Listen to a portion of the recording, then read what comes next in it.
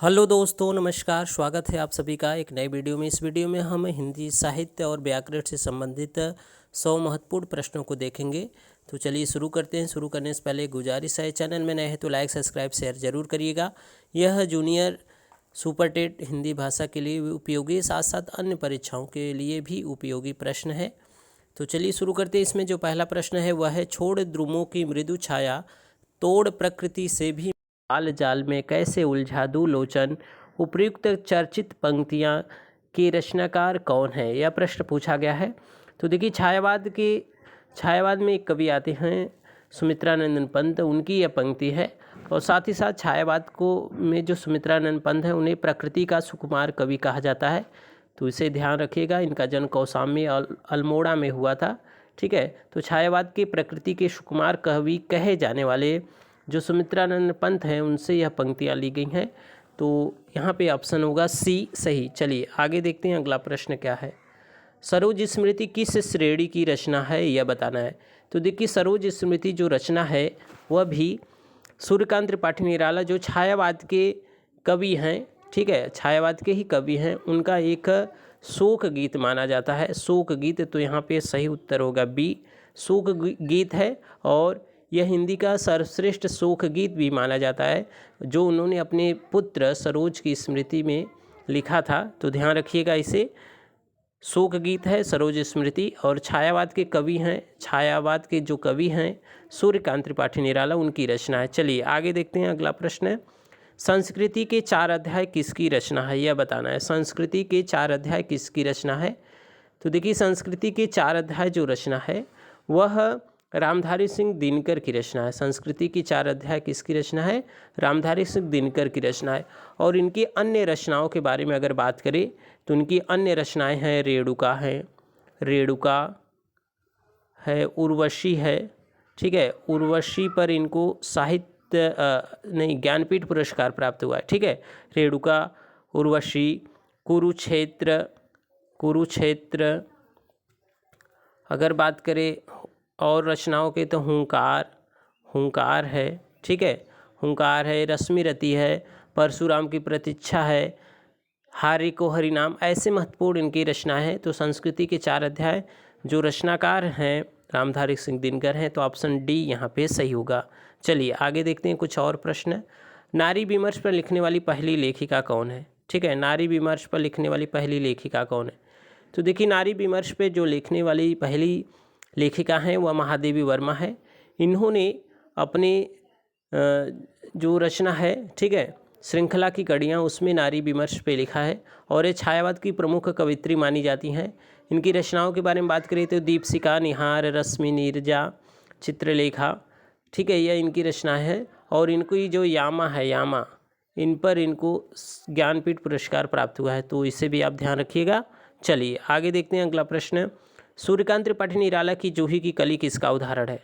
ठीक है, देखिए, सूर्यकांत त्रिपाठी जो थे वे हिंदी में मुक्तक छंद के प्रणेता माने जाते हैं।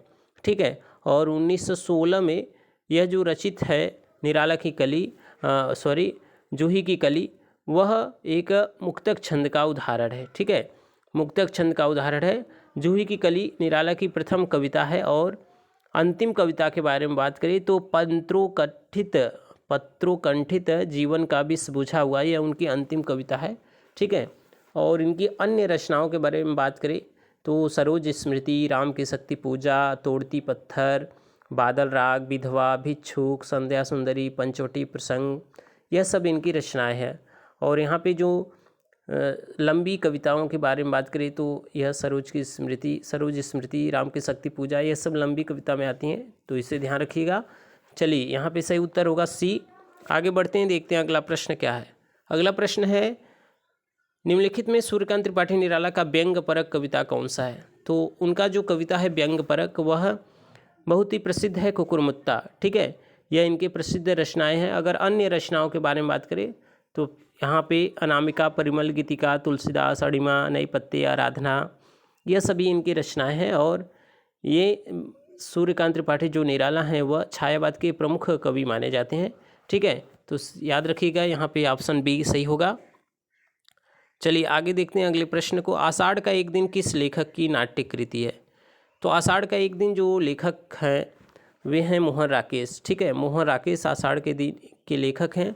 यह हिंदी के श्रेष्ठ नाटककार माने जाते हैं। इनके जो 3 नाटक हैं, आषाढ़ का एक दिन, आधे अधूरे, लहरों के राजहंस।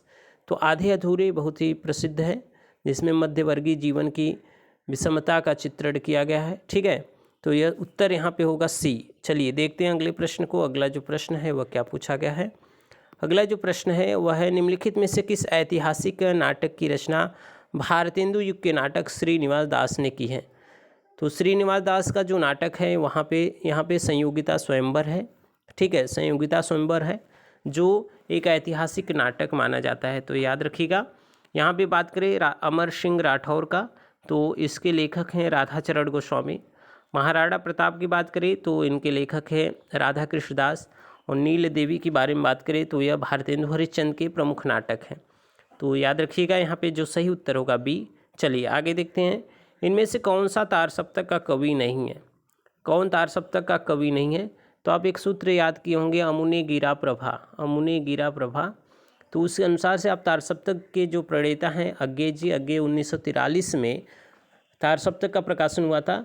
इसमें जो लेखक आते हैं वो रामविलास शर्मा, गजानन, माधव मुक्ति बोध, भारत भूषण अग्रवाल, ये सभी तो हैं, लेकिन यहाँ पे जो नहीं है वे शमशेर बहादुर सिंह।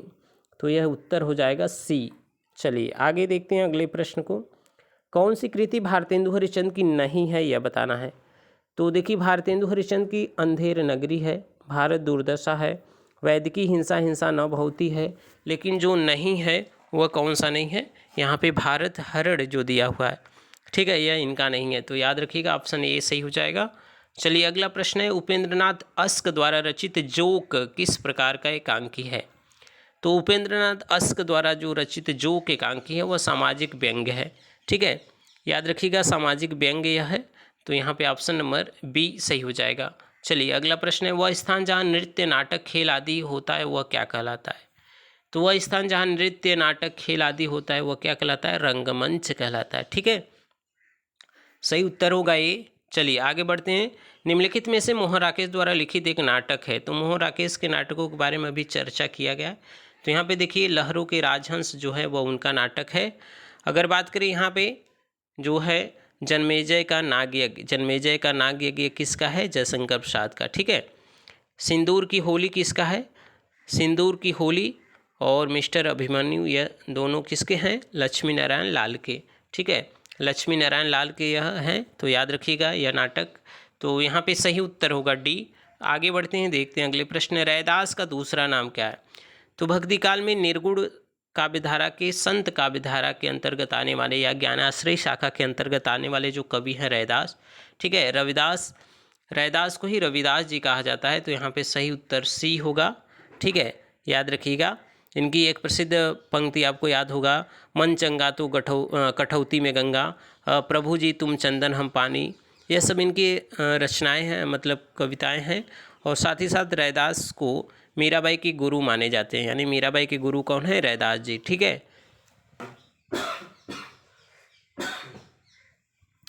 तो यहाँ पे सही उत्तर होगा सी। चलिए आगे देखते हैं अगला प्रश्न। नीमा किस कवि की माता का नाम है। यह पूछा गया, नीमा किस कवि की माता का नाम है। तो देखिए, नीमा, नीरू और नीमा जो हैं वह कबीरदास की माता का नाम है, क्योंकि कबीरदास को ऐसा माना जाता है कि इनका जो जन्म हुआ था कोई विधवा ब्राह्मणी के गर्भ से हुआ था। और जो लहतारा में, वाराणसी काशी में लहतारा के समीप जो तालाब है उसके यहाँ पे वह छोड़ के चली गई थी। तो नीरू और नीमा नामक 2 जुलाहे इनका पालन पोषण किए थे। तो इनकी माता का नाम है नीमा। तो यहाँ पे सही उत्तर होगा क्या, सी। चलिए आगे देखते हैं अगले प्रश्न को।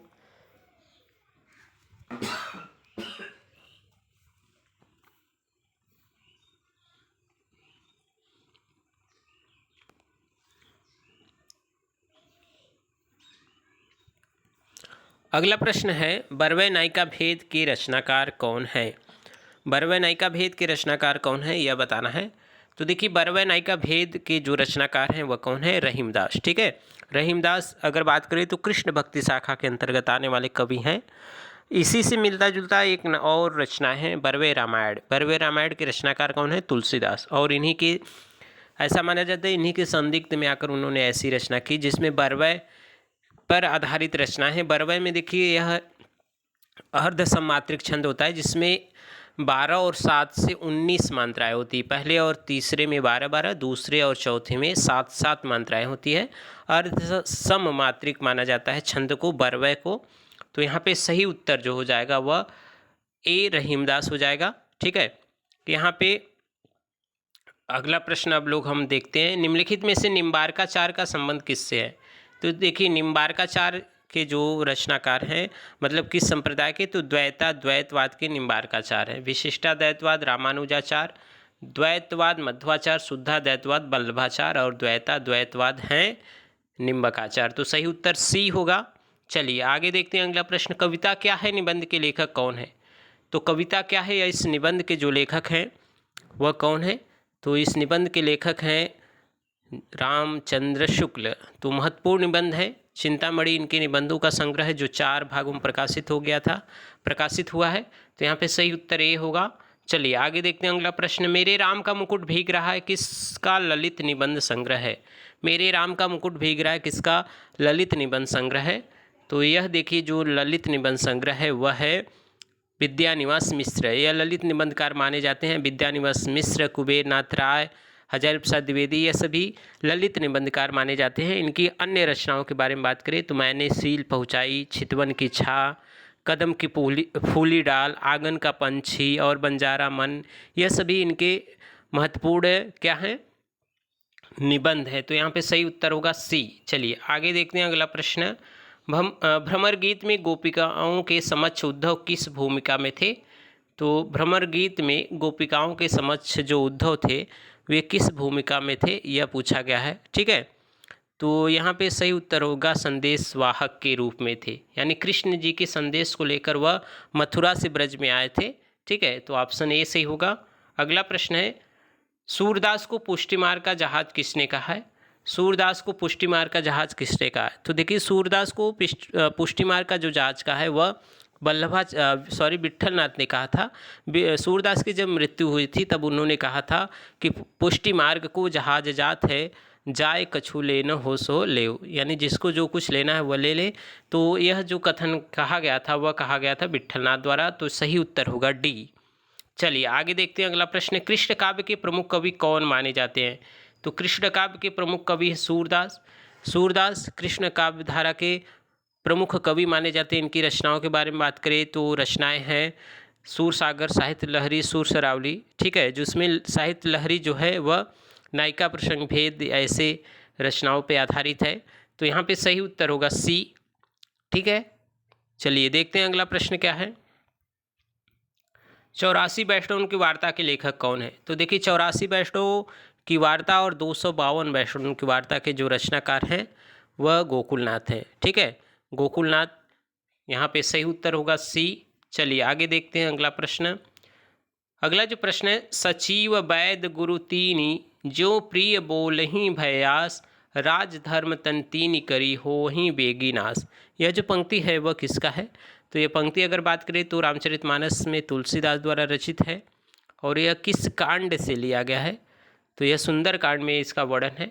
तो सही उत्तर होगा सी। देखिए रामचरितमानस में 7 कांड हैं, उसके नाम है बालकांड, अयोध्या कांड, अरण्य कांड, किष्किंधा कांड, सुंदर कांड, लंका कांड और उत्तर कांड। ठीक है, तो इसे ध्यान रखिएगा, सही उत्तर होगा सी।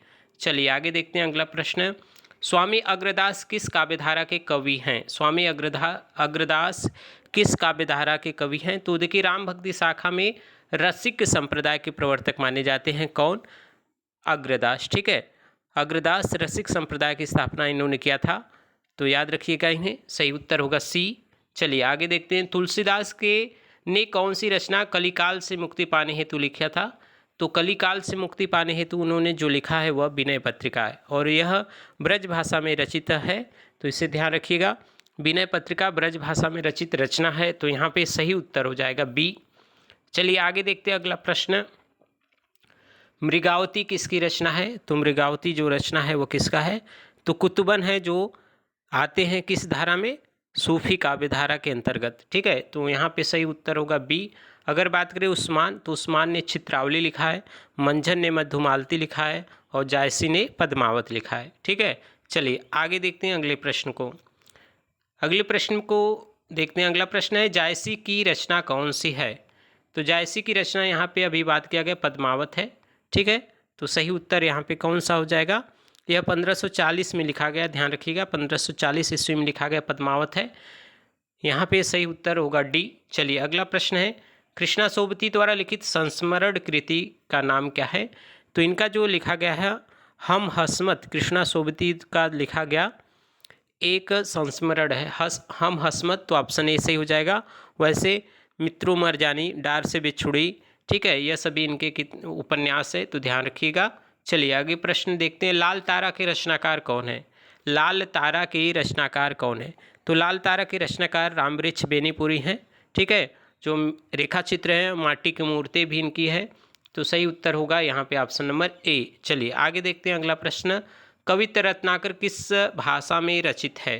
तो पहले बात करेंगे कवित्त रत्नाकर किसका है। तो यह सेनापति द्वारा लिखा गया है जो ब्रज भाषा में है और रीतिकाल के कवि हैं। ठीक है, और इनके द्वारा एक और अन्य रचना है काव्य कल्पद्रुम, तो ये ध्यान रखिएगा, यहाँ पे सही उत्तर होगा ए। आगे बढ़ते देखते हैं अगला प्रश्न। इनमें से कौन सा कवि ऋतुमुक्त नहीं है? ऋतुमुक्त कवि कौन नहीं है बताना है। तो ऋतुमुक्त कवि में जो आते हैं, देखिए आते हैं घनानंद, ठीक है, घनानंद, आलम, बोधा, ठाकुर, ये सभी आते हैं ऋतुमुक्त में। तो यहाँ पे जो नहीं है वे कौन है? तो बिहारी जो हैं वह किस में आते हैं? रीति सिद्ध में, ध्यान रखिएगा रीति सिद्ध में आते हैं, तो ऑप्शन डी सही होगा। भूषण का वास्तविक नाम क्या है? भूषण का वास्तविक नाम क्या है? घनश्याम। ठीक है, रीतिकाल में वीर रचनाओं के वीर रस में रचना करने वाले या रीतिकाल के कह सकते हैं वीर रस में जो रचना करने वाले कवि हैं वह हैं भूषण। ठीक है, तो यहाँ पे सही उत्तर ये हो जाएगा, इनका नाम है घनश्याम। ठीक है, और इनकी रचनाओं के बारे में बात करें तो शिवराज भूषण, शिवा बावनी, छत्रसाल दशक, अलंकार प्रकाश, यह इनके प्रमुख रचनाएं हैं। ठीक है, तो यहाँ पे सही उत्तर होगा ए। अगला प्रश्न देखते हैं। अगला प्रश्न क्या है? आचार्य रामचंद्र शुक्ल ने रीतिकाल का प्रवर्तक आचार्य किसको माना है? तो रामचंद्र शुक्ल ने रीतिकाल का जो प्रवर्तक माना है वह चिंतामणि को। वैसे अन्य जो लेखक हैं वे केशव दास को मानते हैं, लेकिन चिंतामणि को रामचंद्र शुक्ल ने माना है। याद रखिएगा इनकी रचनाओं के बारे में बात करें तो इनकी रचना है काव्य विवेक, कविकुल कल्पतरु, श्रृंगार मंजरी, छंद विचार, काव्य प्रकाश। काव्य प्रकाश को याद रखिएगा, काव्य प्रकाश इनका पूछा जाता है। ठीक है, तो सही उत्तर होगा सी। चलिए सुजान सागर के लेखक कौन है? सुजान सागर के जो लेखक हैं वह घनानंद है।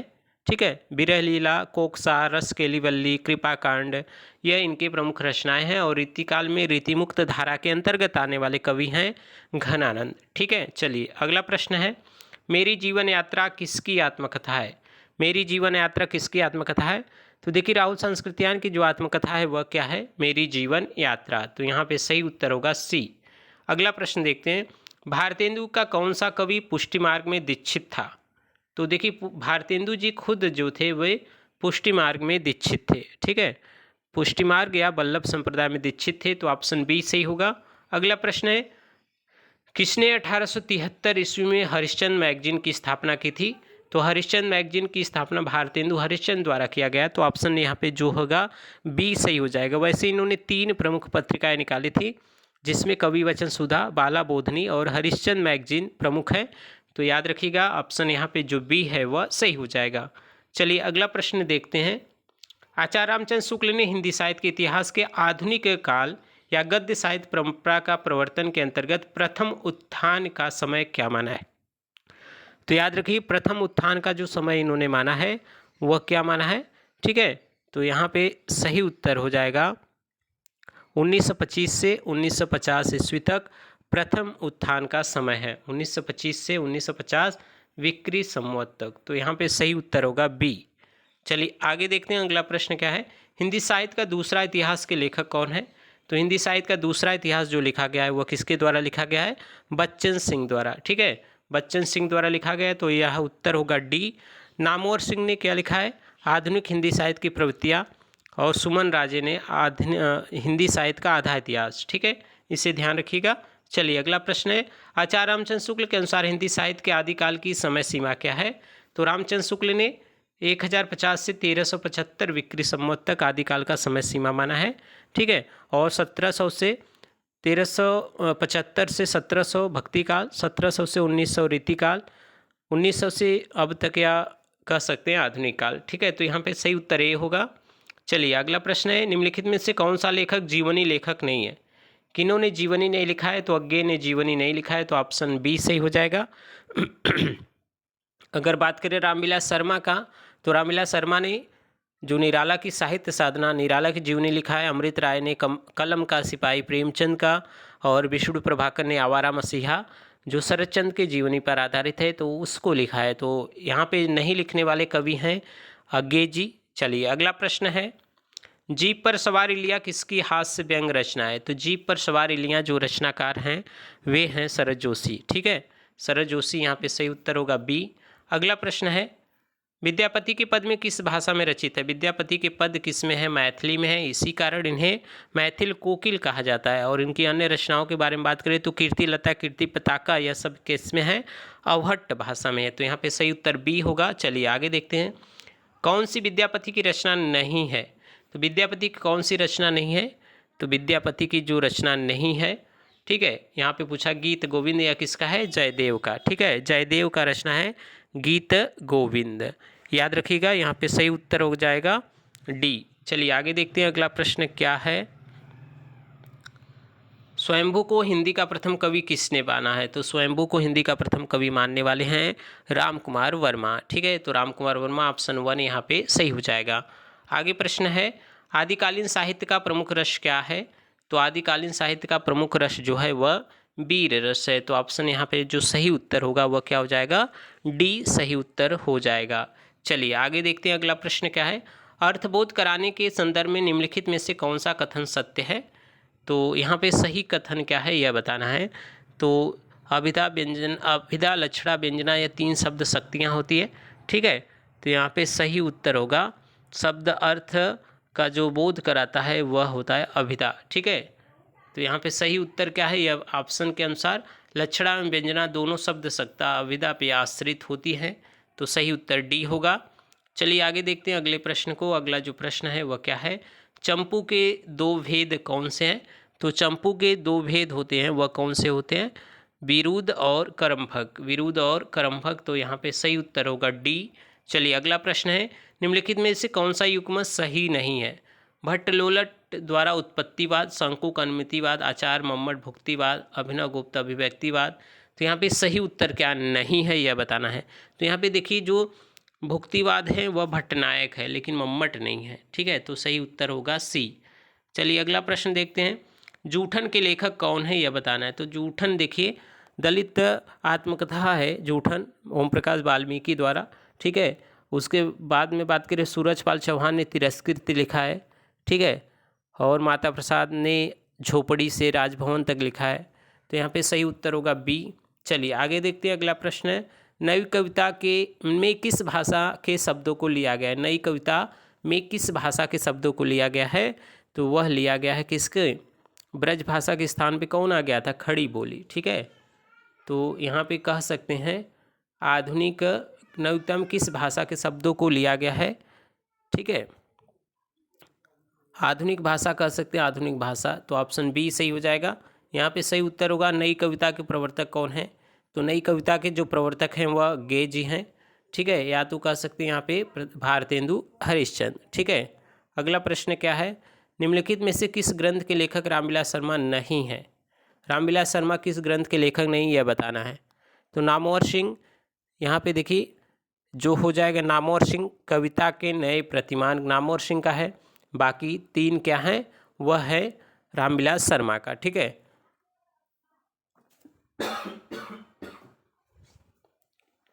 अगले प्रश्न के बारे में बात करें तो असाध्य वीणा कविता के रचनाकार कौन है?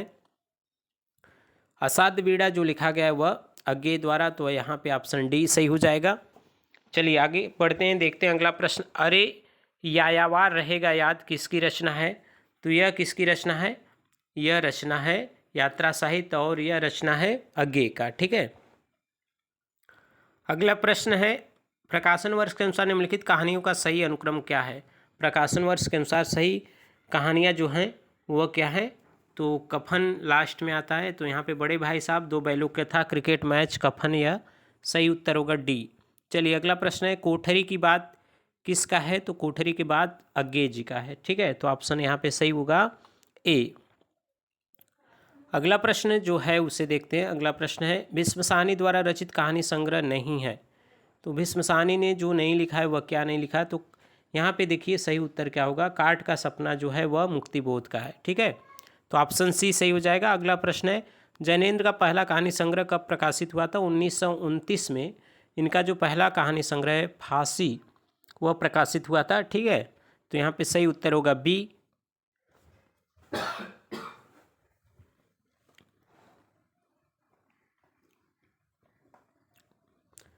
तो यहाँ पे सही उत्तर होगा बी। चलिए यहाँ पे 60 प्रश्न को ही हम लोग देखते हैं, बाकी बचे हुए जो प्रश्न हैं उसको अगले वीडियो में हम लोग देखेंगे। तब तक के लिए आप सभी का बहुत बहुत धन्यवाद। चैनल में नए हैं तो लाइक सब्सक्राइब शेयर जरूर करिएगा और कमेंट में बताइएगा कि कैसे लगा यह वीडियो आपको। चलिए।